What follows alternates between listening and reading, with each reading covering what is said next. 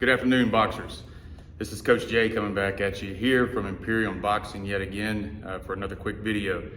I want to talk about a topic that you're not going to find a lot on YouTube about. Maybe if you're lucky enough to have a mentor or a friend in a gym, or maybe your coach, in your personal life that you can go to and talk to, and perhaps you do. But it's also a topic that a lot of people don't really want to talk about. It's almost akin to like being, depressed in your personal life. You kind of just want to be left alone about it. But what we're talking about specifically here is the plateaus in boxing, especially in your boxing development. It's such a complex sport. There's so many things you need to learn and get good at it. Once you get good at it, then there's the details. And then once you get the details, then it's the tempo. And then once it's the tempo, your competition gets better. And it's just a constant development process. And you will find yourself plateauing. That is a guarantee. Okay, it could be a physical and a mental. They usually onset the other, but it's the mental part that really kind of bogs boxers down. It starts questioning your confidence, questioning your ability, impacting your confidence. It changes your disposition when you come to the gym. You get lost in the process of doing things versus maybe getting better at certain things, or executing certain things in the ring. And there's a reason as to why. That usually hits you, a year or two into your boxing development. You just come in here and you feel like you're doing the same thing over. What you need to be concentrating on is getting better, and which you are. If you've been doing it for a year or two, you are getting better. Sometimes it's just hard to see that. We may be comparing ourselves with somebody else in the gym, and they're not us. Okay, they're not you, and you're not him. Everybody's different in terms of their development. I'm going to talk to you a few things about how to overcome that. But first, there's one thing I recommend that you don't do when you're facing this plateau that's mentally impacting you is don't spar. Don't heavy spar. Don't do it in a competitive sparring nature. Just don't do it. Okay, you're not available up here. You'll be going into the ring with the wrong intentions, because we go in there to work on things, right? We go in there to get better at something, or you may be working with somebody else to get them better at something. But if you don't know what you're trying to do, if you don't know what you're trying to get good at, and you're lost in this process, you're not going to be in there working to get better. You're going to be kind of turning into a physical altercation almost. You're going to get punched and punch somebody, and it's just that's not fun. That's not rewarding. That's not a good spar. It hurts, and you'll see when you're in those mental states, the punches hurt more. You're more conscious of them. And it kind of starts angering you a little bit to get punched, because you think that somehow you shouldn't have been punched, and it's this mental thing. It starts taking over. Then that starts questioning your confidence even more. Then you'll be saying, I used to be so much better. That's not true. You didn't used to be so much better. If you've been practicing for a year or two, you weren't so much better 6 months ago. Okay? It's just you were focused on getting better back then. Now you're kind of lost, like I said, in this process.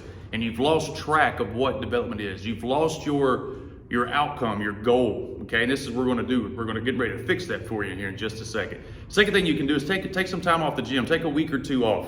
I wouldn't take more than that, but don't just take a week or two off and expect it to go away. You take a week or two.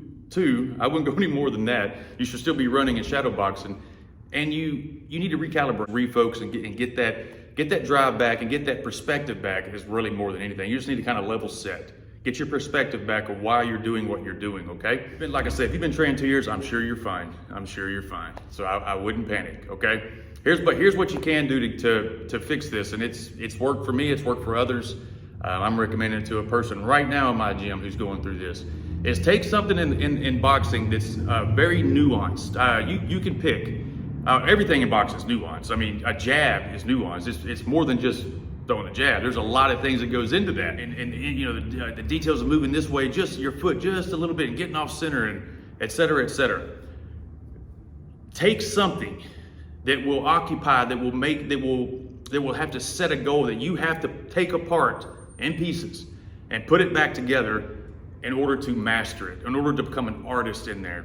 I recommend getting in the corner and letting a friend you trust go about 20 or 30%, and he comes at you offensively, and you are, making your target small, and you're learning in that corner the intricate part of attacks, how to fight on the inside, how to keep your punches straight and on the inside versus wide looping punches. You understand the importance of a straight inside punch, okay? Especially when somebody's opening up on you.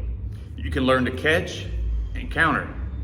Catch, counter, hook, roll out, whatever. I'm not gonna, this is not a video about the tactics of fighting out of a corner, but it is a video on how you can focus your mind on a goal, on an outcome to accomplish something. Before you know it, your mind will be enthralled with that. You will be dedicated to getting better at fighting out of the corner, okay? Because there's so much that goes into it. You can start picking up attack patterns off your friend. Does he go jab, right, hook to the body? Does he come in with a straight right and a hook and then go to the body? And you'll quickly realize that your opponent only has 2 hands and 2 fists. I know that's a surprise to you, and you're gonna disagree with me, but it's true. They only have 2 hands and 2 fists. Sometimes you think they have 4 or 8, but they have 2. And when you slow it down to 30% of capacity, you can see attack patterns without getting beat up for it. You can actually learn tendencies, and you can see that, you know, they're only gonna go 1, 2, maybe a level change. What can you do after that little small window, that 2-punch rule? If you can get past the first 2, you have a small window of opportunity to counter and do your thing, or tie up, roll out. You'll figure it out. Work on something like that. Work on something that will pull you out of the larger picture and get you focused on some very fine details, okay? And before you know it, you'll be YouTubing this stuff. You'll be looking up Roberto Duran. I think he has a little clip of video of him teaching some guys how to do some inside fighting. And it's a lot of the catch and countering, right? It's the, catch the jab, roll the right, or, block, I say catch, but block with the elbow and counter out of that. Try that. Try something that will get you off of whatever your hang up is, and will get your mind focused on something else. That's all the mind really needs, is an outlet, needs to be focused on. This negative impulse in your head, if it's there and it's unchecked, your mind will focus on that. And that's how you get down to the dumps. That's how you get almost defeated. So recognize what the plateau is, accept it, even respect it. And once you do that, now you can set aside and go, okay, it's here, it's real, it's impacted me. And then you can start making plans to get around it. You can't defeat it if you don't know what it is. So get your mind occupied off the plateau, put it to work, put it to use. Now you've just taken something negative that could potentially impact you for a time being, and you've used it as a tool to get your mind focused on something else. So while you had this plateau, you were actually learning something. You're actually getting better at something. That will carry over into your larger game. I promise it will, okay? Your mind will be sharper. You'll start processing things a little quicker. Speed up the attacks. Tell your buddy to go to 50 and 60%. Put a headgear on, mouthpiece in, and go 60%. See what it's like, and go to 80%, et cetera, et cetera. And before you know it, you'll be wanting to be back in that ring, trying to work on things like that. I don't recommend fighting out the corners all the time, but it happens, and it's good to learn inside fighting. And what better way to do it when your back's up against the corner? Guys, I hope this video helps. It's something that is going to come up in your career. It's probably happened already to you, or at least you know somebody that's happened. It hits us past the year training, maybe 2 years into it, and it's going to continue to happen, especially as you try to get better at something. But apply it if it makes sense to you.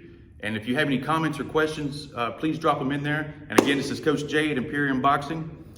Please like and subscribe, and we'll talk to you soon. Bye.